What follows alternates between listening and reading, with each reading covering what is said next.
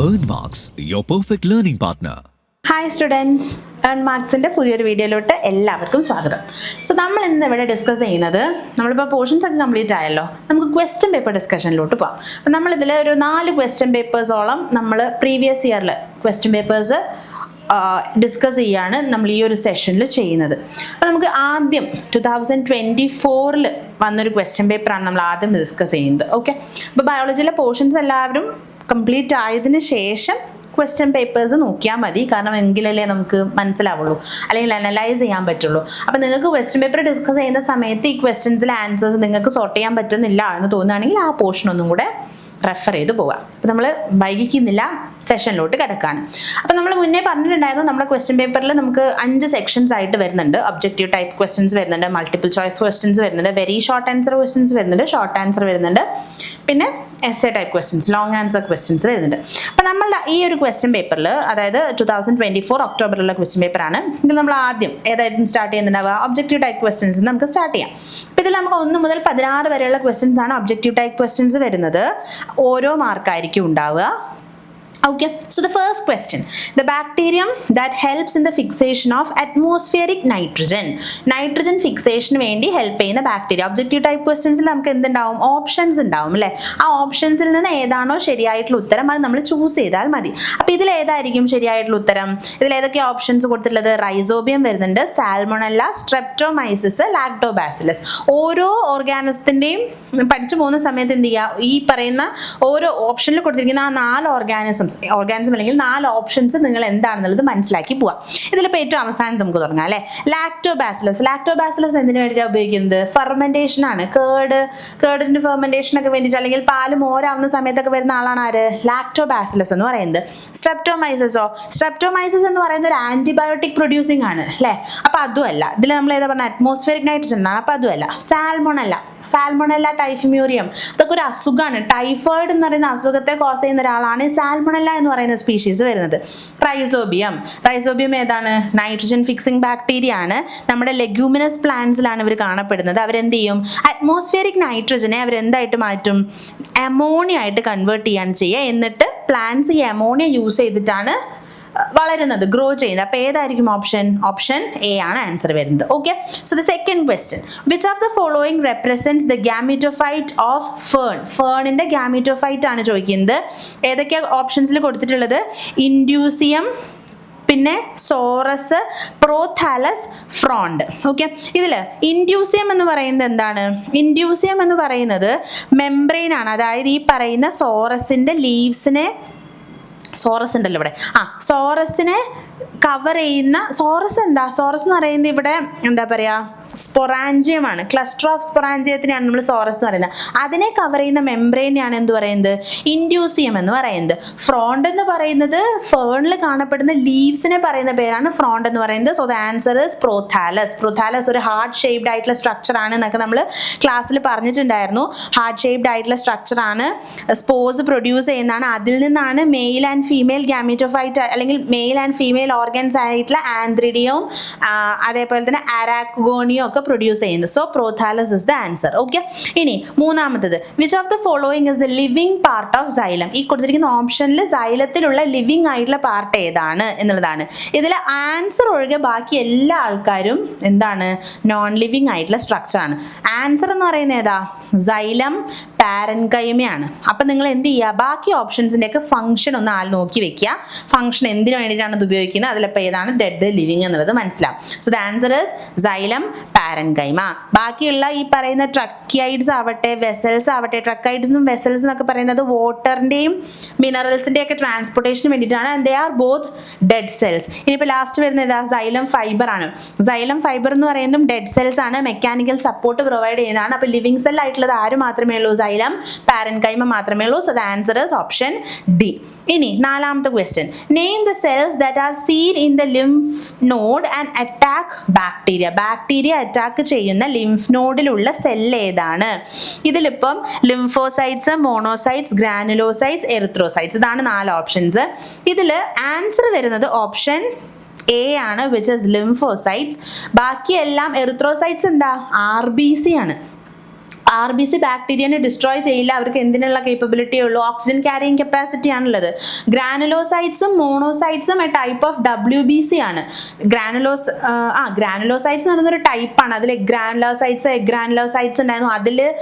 അതിൽ ഒന്നിൽ വരുന്നതാണ് മോണോസൈറ്റ്സ് എന്നൊക്കെ പറയുന്നത്. അപ്പൊ ഇവർക്കൊന്നും ബാക്ടീരിയനെ അറ്റാക്ക് ചെയ്യാനുള്ള കേപ്പബിലിറ്റി ഇല്ല. അറ്റാക്ക് ചെയ്യുന്നത് ആര് മാത്രമേ ഉള്ളൂ?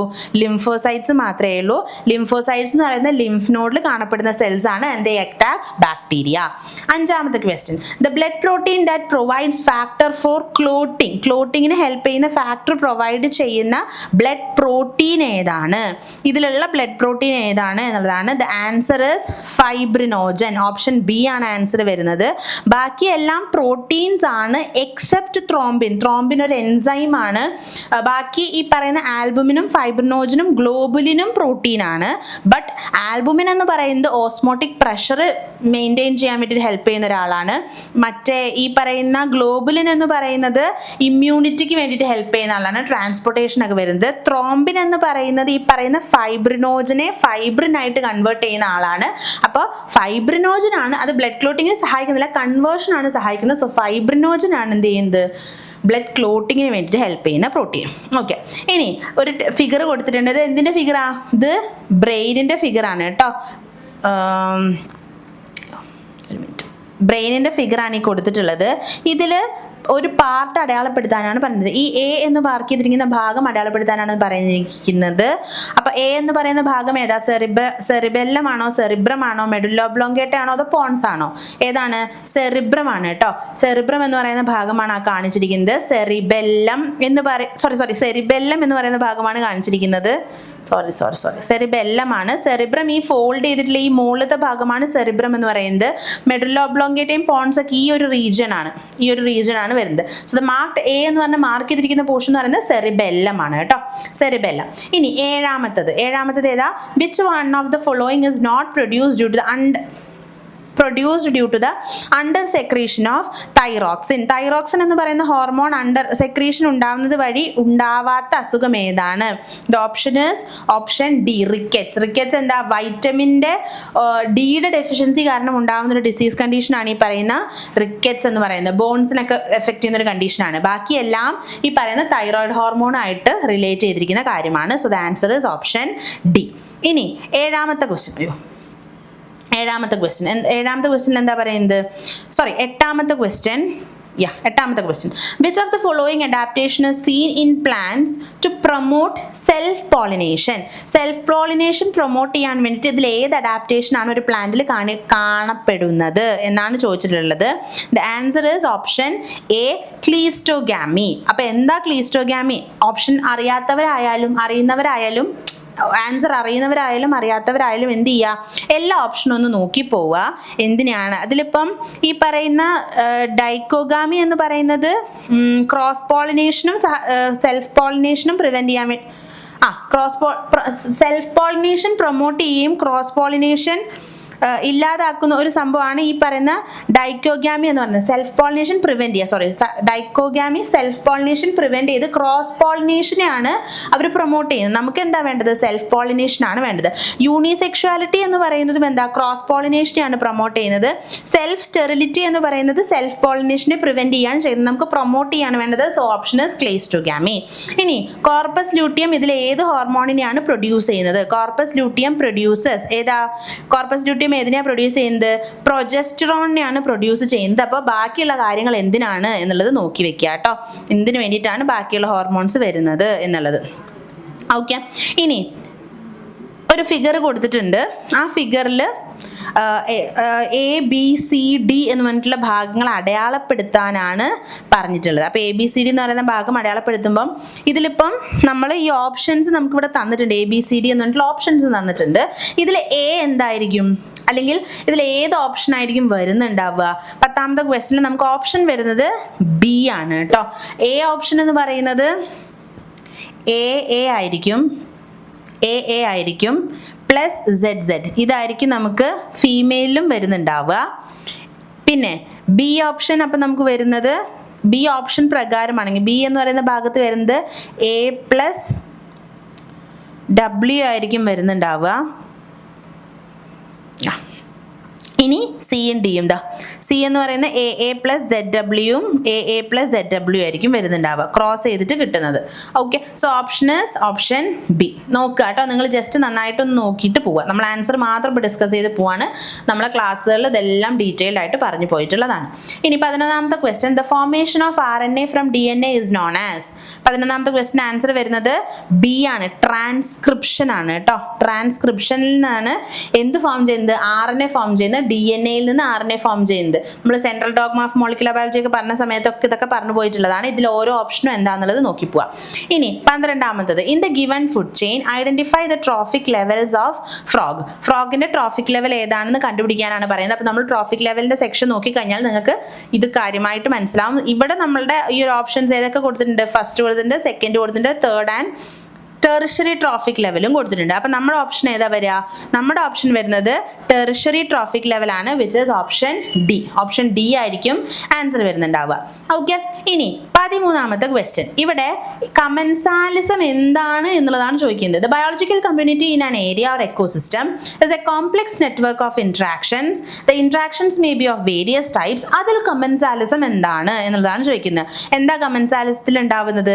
കമൻസാലിസം എന്ന് പറയുന്ന സമയത്ത് ഒരു സ്പീഷീസ് ബെനിഫിറ്റഡ് ആയിരിക്കും, പിന്നെ അതർ സ്പീഷീസിന് ബെനിഫിറ്റും ഉണ്ടാവും ഹാമും ഉണ്ടാവില്ല. അങ്ങനെ ഒരു രീതിയിലായിരിക്കും ഉണ്ടാവുക. നോർ ബെനിഫിറ്റഡ് അല്ലെങ്കിൽ ബെനിഫിറ്റഡ് നോർ ഹാംഡ് എന്നുള്ള രീതിക്കായിരിക്കും ഉണ്ടാവുക. So the option is option A. 13ാമത്തെ ക്വസ്റ്റ്യൻ ഓപ്ഷൻ എ ആയിരിക്കും ആൻസർ വരിക. ഓക്കെ, ഇനി 14ാമത്തെ ക്വസ്റ്റ്യനിൽ, biotechnology helps in synthesizing enzymes from cloned genes. Your friend want to manufacture meat tenderisers. Which enzyme would you recommend to him? ഏത് enzyme ആണ് ഈ പറയുന്ന ഈ മീറ്റ് ടെൻഡറൈസേഴ്സിനെ മാനുഫാക്ചറിന് വേണ്ടിയിട്ട് യൂസ് ചെയ്യാൻ പറ്റുക എന്നാണ് ചോദിക്കുന്നത്. അവിടെ നമുക്ക് ആൻസർ വരിക, ഇതിൽ നമുക്ക് ആൻസർ വരുന്നത് ഓപ്ഷൻ ഡി ആയിരിക്കും ആൻസർ വരിക കേട്ടോ. ഓപ്ഷൻ ഡി ആണ് ആൻസർ വരുന്നുണ്ടാവുക. ഇനി 15ാമത്തെ ക്വസ്റ്റ്യനിൽ, which of the following is not the step of micro injection process in biotechnology. ബയോടെക്നോളജിയിൽ യൂസ് ചെയ്യുന്ന മൈക്രോ ഇഞ്ചക്ഷൻ എന്ന് പറയുന്ന പ്രോസസ്സിൽ വരാത്ത സ്റ്റെപ്പ് ഏതാണ് എന്നാണ് ചോദിക്കുന്നത്. അതിൽ നമ്മുടെ ഓപ്ഷൻ വരുന്നത് ഡി ആണ്, injection of pre implantation embryos with retroviruses carrying foreign DNA. എല്ലാ ഓപ്ഷനും വായിച്ചു നോക്കുക, എന്നിട്ട് ഈ ഒരു ഓപ്ഷൻ ആയിരിക്കും നമുക്ക് കറക്റ്റ് ആൻസർ വരുന്നുണ്ടാവുക. ഓക്കെ, ഇനി 16ാമത്തെ question, identify the immunoglobulins found in higher concentration in a body. ഇതിൽ ഏത് ഇമ്മ്യൂണോഗ്ലോബുലിൻ ആണ് ഏറ്റവും കൂടുതലായിട്ട് കാണപ്പെടുന്നത് എന്നാണ് ചോദിക്കുന്നത്. ദ ഓപ്ഷൻ ഇസ് IgG അല്ലെങ്കിൽ ഓപ്ഷൻ സി ആണ് ആൻസർ വരിക കേട്ടോ. IgG എന്ന് പറയുന്ന ഇമ്മ്യൂണോഗ്ലോബുലിൻ ആണ് ബോഡിയിൽ ഏറ്റവും കൂടുതലായിട്ട് കാണപ്പെടുന്നത്. ഓക്കെ, അങ്ങനെ നമ്മൾ ഒബ്ജക്റ്റീവ് സെക്ഷൻ, അതായത് മൾട്ടിപ്പിൾ ചോയ്സ് ക്വസ്റ്റ്യൻസ് കംപ്ലീറ്റ് ആക്കിയിരിക്കുകയാണ്. ഇനി നമുക്ക് ഒബ്ജക്റ്റീവ് സെക്ഷനിലോട്ടാണ് പോകാനുള്ളത്. സെക്ഷൻ ബി ആണ് വരുന്നത്. അതിൽ നമുക്ക് 2 മാർക്കാണ് ഓരോ ക്വസ്റ്റ്യനും വരിക. സബ് ക്വസ്റ്റ്യൻസ് ഉണ്ടാവും, അപ്പോൾ ഒരു ക്വസ്റ്റ്യന് 1 മാർക്ക് വെച്ചിട്ട് വരും. ഓക്കെ, ഇനി 17ാമത്തെ ക്വസ്റ്റ്യൻ എന്താ വരുന്നത്? Name the following excretory organ of earth വേം. ഏതാ എക്സ്ക്രീറ്ററി ഓർഗൻ ഓഫ് എർത്ത് വേം എന്ന് പറയുന്നത്? നെഫ്രിഡി ആണ് കേട്ടോ. നെഫ്രിഡി ആണ് എക്സ്ക്രീറ്ററി ഓർഗൻ ഓഫ് എർത്ത് വേം എന്ന് പറയുന്നത്. ഇനി naked seeds are the characteristic feature of this group of plants. ഏത് പ്ലാന്റ്സിനാണ് നേക്കഡ് സീഡ്സ് വരുന്നത്? ജിംനോസ്പേംസിനാണ്. ഓക്കെ, ജിംനോസ്പേംസിൻ്റെ ഒരു ക്യാരക്ടറിസ്റ്റിക് ഫീച്ചർ ആണ് നേക്കഡ് സീഡ്സ് എന്ന് പറയുന്നത്. So the answer is gymnosperms. Okay, ഇനി മാച്ച് ദ ഫോളോയിങ് ആണ്. ഓക്കെ, ഫസ്റ്റ് കോളത്തിലുള്ളതും സെക്കൻഡ് കോളത്തിലുള്ളതുമായിട്ട് മാച്ച് ചെയ്യാനാണ്. പക്ഷെ നിങ്ങൾക്ക് ഇവിടെ കൺഫ്യൂഷൻ ഉണ്ടാവും. മീൻസ് കൺഫ്യൂഷൻ അല്ല, 2 ഓപ്ഷനാണ് നമുക്ക് കോളം എയിൽ വരുന്നത്. കോളം ബി സെക്കൻഡ് കോളത്തിൽ 4 ഓപ്ഷൻസ് വരുന്നുണ്ട്. അപ്പോൾ നമുക്ക് കുറച്ച് ടെൻഷൻ ആവുന്ന കാര്യമാണ്, പക്ഷെ കാര്യം മനസ്സിലായാൽ നമുക്ക് എളുപ്പം കിട്ടും. ആദ്യത്തെ ഏതാ? ന്യൂമാറ്റോഫോർ ആണ് അല്ലേ. ന്യൂമാറ്റോഫോർ എന്ന് പറയുന്നത് ഏതുമായിട്ടാണ് വരുന്നത്? ന്യൂമാറ്റോഫോർ എന്താ?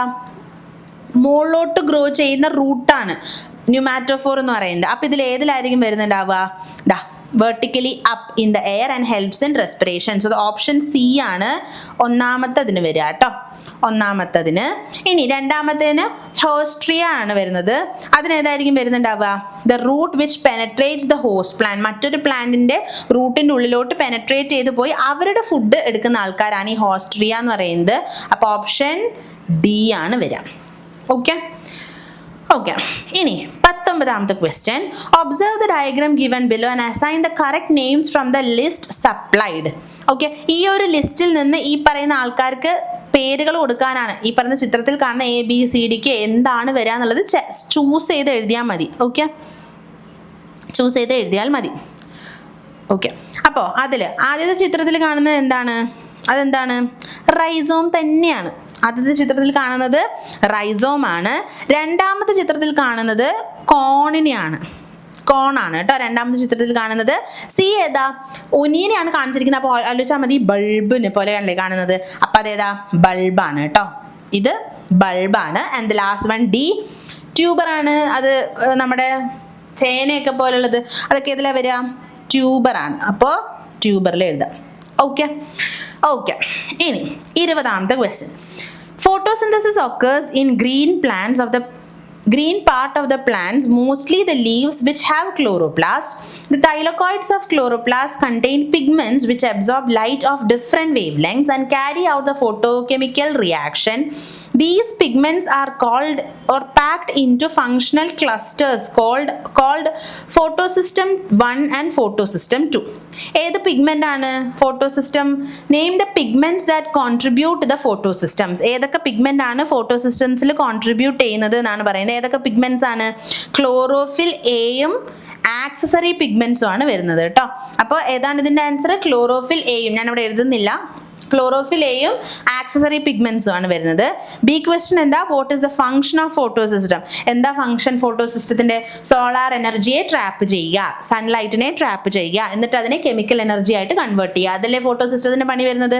അപ്പോൾ കൺവേർഷൻ ഓഫ് സോളാർ എനർജി അല്ലെങ്കിൽ trap solar energy and convert them into chemical energy. അതാണ് ഫോട്ടോസിസ്റ്റത്തിന്റെ ഫംഗ്ഷൻ വരുന്നത്. ഓക്കെ ഓക്കെ, ഇനി ഈ ഒരു ഡയഗ്രാം നോക്കുക. ഇതിൽ കുറച്ച് ഭാഗങ്ങൾ വിട്ട് കിടക്കുന്നുണ്ട്. അതെന്താണെന്ന് ഐഡന്റിഫൈ ചെയ്യാനാണ് പറയുന്നത്. ആദ്യം ഷുഗർ, 6 കാർബൺ ഷുഗർ എന്തായി മാറുകയാണ്? പൈറുവേറ്റ് ആയിട്ട് 3 കാർബൺ ആയിട്ടുള്ള പൈറുവേറ്റ് ആയിട്ട് മാറുന്ന ആ പ്രോസസ്സിന് പറയുന്ന പേരാണ് എന്ത്? ഗ്ലൈക്കോളിസിസ് എന്ന് പറയുന്നത്. സോ എ എന്ന് പറയുന്നത് എന്താണ്? ഗ്ലൈക്കോളിസിസ് ആണ് കേട്ടോ. ഇനി ഈ പറയുന്ന ഗ്ലൈക്കോളിസിസിലൂടെ കിട്ടുന്ന പൈറുവേറ്റ് ഈസ്റ്റിന്റെ പ്രസൻസിൽ എന്തോ ആയി മാറുന്നുണ്ട്. എന്തായിട്ടാണ് മാറുന്നത്? ഈസ്റ്റിന്റെ പ്രസൻസിലാവുന്ന സമയത്ത് എത്തനോളും കാർബൺ ഡൈ ഓക്സൈഡുമായിട്ടാണ് മാറുന്നത്. That is ethanol plus CO2. ഇനി ഈ പറയുന്ന പൈറുവേറ്റ് എന്തിൻ്റെയോ പ്രസൻസിൽ എന്തായി മാറുന്നുണ്ട്? അല്ലെങ്കിൽ എവിടെയോ ലാക്റ്റിക് ആസിഡ് ആയിട്ട് മാറുന്നുണ്ട്. എവിടെ വെച്ചിട്ടാണ് മാറുന്നത്? നിങ്ങൾക്ക് ആ ഭാഗം പഠിച്ചു കഴിഞ്ഞാൽ ഇത് മനസ്സിലാവുള്ളൂ. മസിൽ സെൽസിലാണ് അങ്ങനെ ഒരു കൺവേർഷൻ നടക്കുന്നത്. അല്ലെങ്കിൽ ആനിമൽസിലെ മസിൽസിലാണ് കേട്ടോ. മസിൽസിലാണ് ആ കൺവേർഷൻ നടക്കുന്നത്. ഇനി ഈ പൈറുവേറ്റിന്റെ ആ ഒരു സൈക്ലിക് പ്രോസസ്സ് നടക്കുന്നത് അതെവിടെ വെച്ചിട്ടാണ് പൈറുവേറ്റിൻ്റെത്? അതിനെയാണ് നമ്മൾ എന്ത് പറയുന്നത്? അത് എവിടെ വെച്ചിട്ടാന്നല്ല, അതിനെ പറയുന്ന പേരാണ് ക്രെബ് സൈക്കിൾ എന്ന് പറയുന്നത് അല്ലേ. ക്രെബ് സൈക്കിളും കാര്യങ്ങളൊക്കെ പഠിച്ചിട്ട് ആ ഒരു യൂണിറ്റിന്റെ ഏറ്റവും ഇമ്പോർട്ടൻ്റ് ആയിട്ടുള്ള ഭാഗമാണത്. അപ്പം അത് പഠിച്ചിട്ടുണ്ടെങ്കിൽ എന്തായാലും ഈ പറയുന്ന കാര്യങ്ങൾ മനസ്സിലാക്കാൻ വേണ്ടി പറ്റും. ഓക്കെ.